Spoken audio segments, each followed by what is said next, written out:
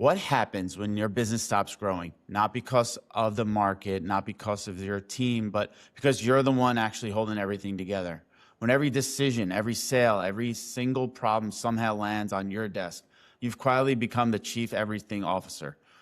And while it feels productive, it actually is the biggest threat to your long-term growth.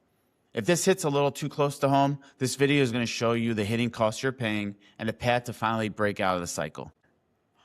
So I'll just shoot you straight here. If you're running a founder-led B2B company and you're somewhere between like 2 to 10 million, there's a pretty good chance you're the bottleneck and you didn't even realize it. Now, and before I get in too deep on this, I did a video on being the bottleneck as a founder. So I won't get too much into detail here. You can check out the video on YouTube and you can use the tool that we created for the bottleneck on our website at colonyspark.com. Today, I want to talk to you about the actual costs that you're paying being the chief everything officer. And I'm not really just talking about your time here. So, think about the first cost, and this is so overlooked. And it's really it really stops your team from thinking.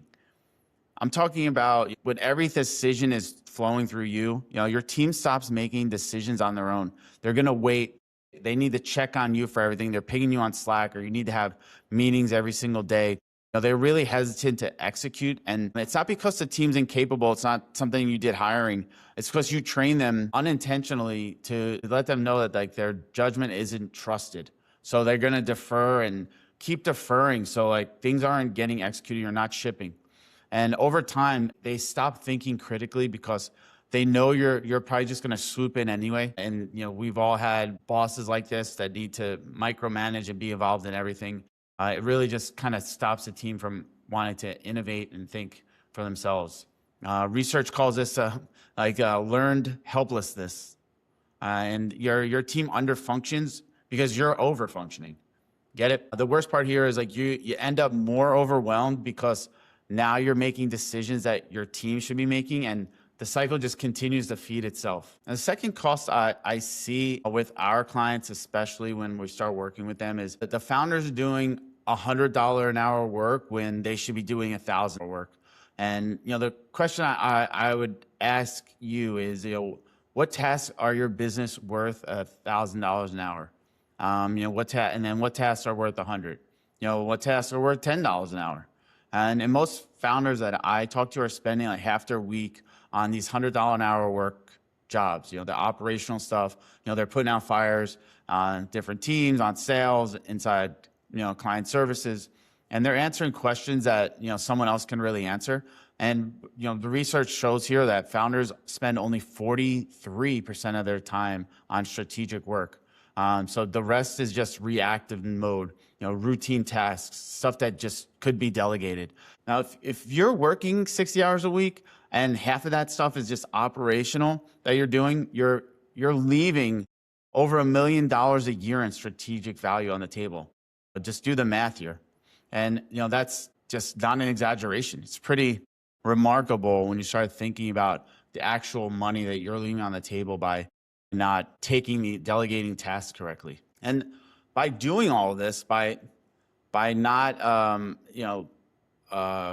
not allowing your team to think or giving them the opportunity to make decisions and being involved in all the operational work, your stress becomes contagious. And here's one thing that most founders don't think about.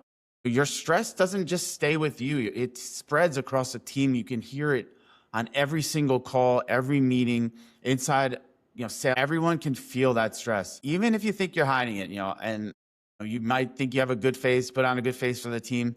I bet over 50% of your employees are going to notice. They pick up the phone, pick up your tone, your energy, that body language, and it just affects them.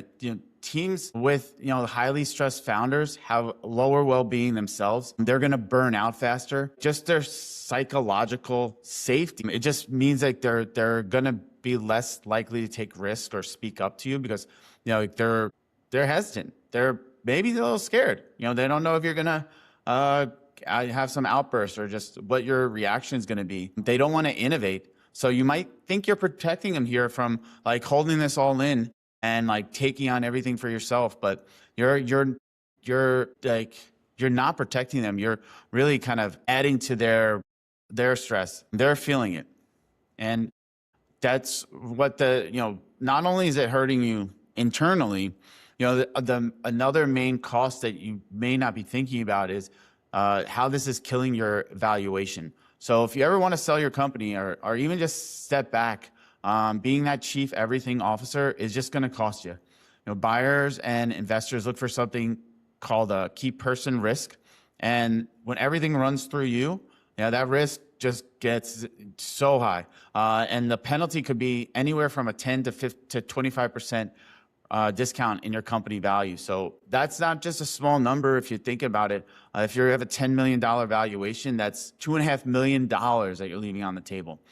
And it's not just the discount, it's the deal structure. Founder-dependent companies get less cash at close. It's just a fact. They get more earnouts. They get longer transition periods. And it's more risk that you won't actually get paid what you're actually selling for. So I want to try to give some kind of fixes that you can actually handle. It's not all about just telling you what's wrong. I want to have to try to think in a little different way than you might be hearing. And the cost now. So I want to give you a lot about how I think you can take some action today. And just to be real, I'm not going to tell you just delegate more or hire that COO. I think that advice is fine. It makes sense when the time is right. And if, for some companies, but it's not the full picture. What I want to talk about is how you can actually use AI to scale yourself. And this is not going to replace you. It's not going to replace your team, but this is going to extend your judgment so your team can operate at a higher level without you being in every conversation. And I think this is a little bit different tack than what you've read before. So I got a couple ideas here, and I want to share with you. So before I get into those tools, I want to make something clear. And this has been something that I'm reading a lot about, how AI is, substituting employees. And I think this is great. We're doing it internally. You can really level up, but AI is not a substitute for human interaction. In my opinion, it's the opposite. It actually frees you for human interaction. So how I think about it is right now, you're probably running from meeting to meeting and jumping on a sales call and getting pulled into every decision. You got every Slack message popping up. And when do you actually have time to sit down with your team and build rapport? To learn about some of your new hires' goals or to brainstorm on some of the big picture stuff. At this level, you're still a small company, and that's an advantage. You can be close to your customers. I talked about that in a previous video, but you can also be close to your team. And the problem is you're too busy being that chief everything officer to actually lead. And AI can handle the operational flow, a lot of the routine decision-making or choices, a lot of the data gathering, can really get the feedback loops going. And that frees you up to do things that only you can do. Probably some of the things you're best at. And that's having real conversations, building a lot of real relationships internally and externally, and then thinking strategically about where the company's going. This is something I'm working on a lot myself, doing a lot of thinking about. I love spending time in Claude Code, building agents and thinking about how we can actually level up for internally and for our clients. It takes a lot of time. You got to, I remind myself that really the real value comes from the time with working with our clients or with our team. The level setting conversation that we have, and the deep dives that we talk through on strategy. And this is what helps keeps the relationship strong.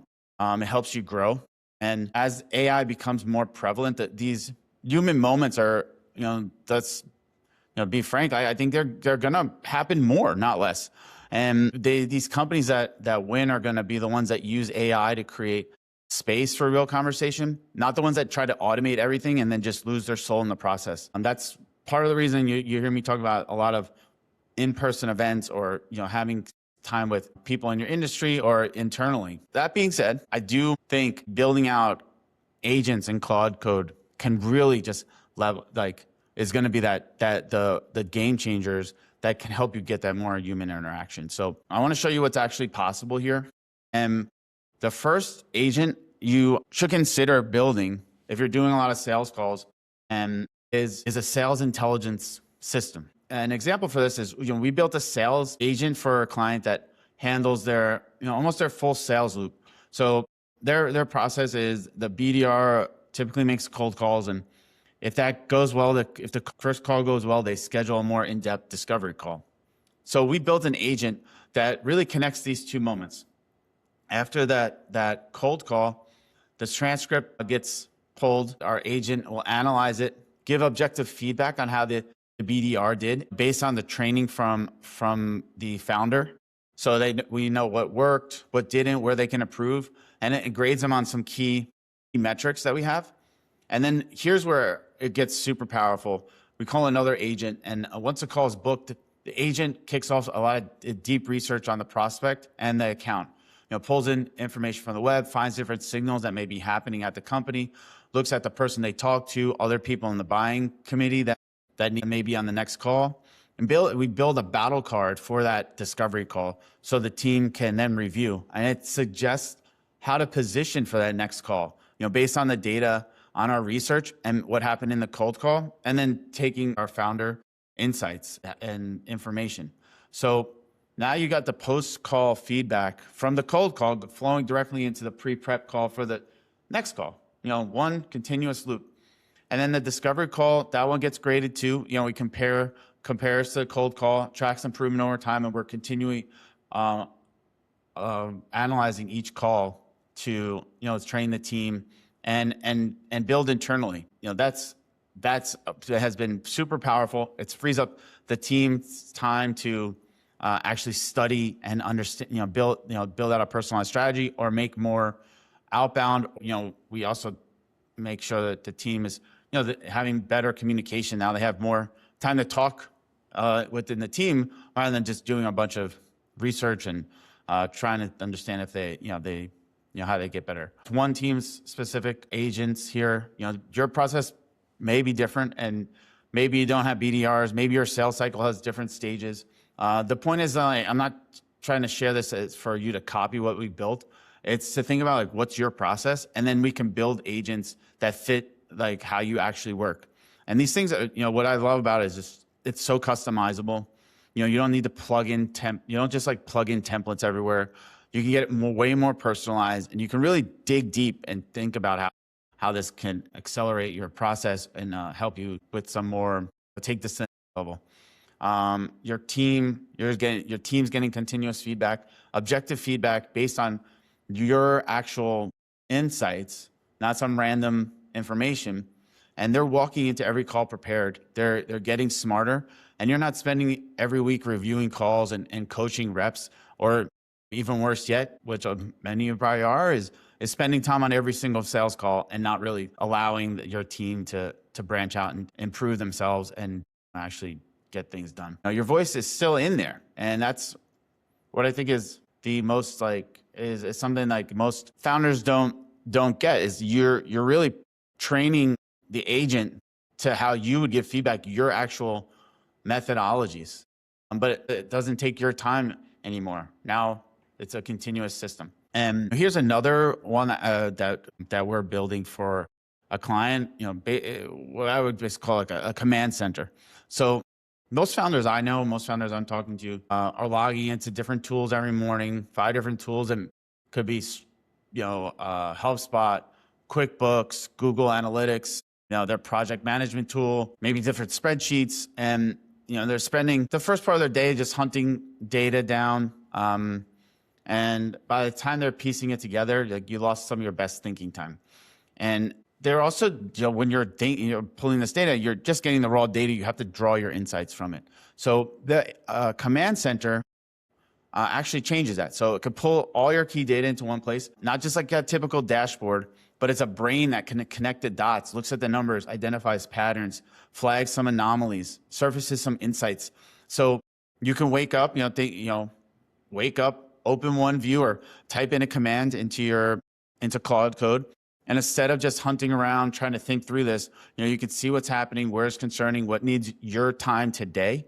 And then you can talk back to it, ask questions, get deeper analysis, and even have it push items to Slack so your team knows what to focus on with some of your insights. So now you're kind of giving direction, and you know where you need to focus on. It's not asking more people for updates or waiting for some report or some kind of insight from a team member. Your system's doing the work for you, so you can make decisions and then you can start learning. And the last agent I just want to share with you, I think is going to be pretty helpful, game-changing for your team, is a client health monitor. So this one is about catching problems before they blow up. The whole point of the video, you can't be everywhere at once. You can't read every email, Slack message, or every support ticket, and or every email the team, the account manager is getting. And when you look back, when you play Monday morning quarterback here, did you see the problems that were hiding in there? And usually by the time that those small issues bubble up to the surface, you already lost the client. And Health Monitor agent pulls in your communications and then starts looking for patterns and places to identify based on some of your years of experience and some of your actual information. Flags accounts that seem at risk. Maybe their tone has shifted. Maybe the response times are slowing. Maybe your team's responses are changing. And maybe there's some language in there that's signaling frustration that may be overlooked with all the different things that are happening. And then it surfaces it to your account teams before it becomes a crisis. So then you can pick that, the insight can pick up what you may have missed, and AI flags it. And now your team has the time to figure out what the personalized plan is to keep this client on board and keep them happy. So you're not spending time digging through tons of communications. You're actually thinking strategically and spending more time possibly with that client. Here's the difference. On the left, you got the chief everything officer. Everything flows through that one person. You got sales calls, decisions, client issues, team questions, and data hunting, all of it pointing right at you. On the right, you got the founder with AI leverage, and this AI handles operational flow, the feedback loops, the data synthesis, and you, as the CEO, founder, you're guiding that direction. You're making the strategic decisions, and you're having real conversations with your team and your clients. If the shift from chasing leads to building a system that matches your sales cycle and buyer type makes sense, you're already thinking in the right direction. The next step is having this right strategic leadership to guide that system, and that's where we come in. At Colony Spark, we act as your fractional CMO, bringing full funnel strategy, account-based marketing, and clear focus on pipeline quality over those vanity metrics. If you're ready to build something that scales, book a free strategy call using the link in the description. Okay, so I want to be real with you about something here. There's so much hype around AI, people promising these autonomous agents that run your whole business. AI just basically replaces your whole team. The magic solution you just plug and play overnight. And that's not what I'm talking about in this video today. The tools I'm describing, these are just real value adds. They're things that we're building right now, and they deliver a ROI immediately. They save time, and they make your team better. They're not like magic bullets. They're systems, and sure, they require setup and founder input and team input. So it's actually your agent. It's not random slop. And they work best when you stay involved, not in the weeds, but at that strategic level. The goal, in my mind, isn't to automate yourself out of the business, as some ads you're probably seeing tell you. The goal is to extend your judgment so the team can operate at a higher level. So when you can spend your time on the things that actually move the needle, things like building the relationships, setting the direction, and thinking about the future. And what are things looking like in next year, next 5 years from now? Right now, AI can handle that flow. You guide that direction. And to get rolling, like this is the Monday morning action plan. Here's what you can start doing if you get started on Monday morning. One, you can take the founder bottleneck test. It's on our website at colonyspark.com. Takes less than 5 minutes, you'll see exactly what's costing you and where you're stuck. Two, track where your hours go this coming week. But just be honest with yourself. How much is strategic? How much is reactive time that you're spending? And how much is stuff someone else can handle? The third is record your sales calls if you're not already, which it's highly recommended. If you're using something like Gong or Fathom or even Google Gemini transcriptions, pull in the most recent ones or begin recording today. This is the raw material for training an agent so you can give some coaching and feedback. Start building up that knowledge base. The fourth piece I would handle this week, the coming week, is identify one decision you make over and over. That's your first playbook here. Document how you think through this, and that becomes the foundation for an agent that can help your team make decisions without pulling you in every time. You now see the real cost of holding your business together alone. But knowing the problem isn't enough. How much is stuck because of you? This next video breaks down the signs and fixes so you can grow without the weight. Click it right now and find the bottleneck and see what to do next.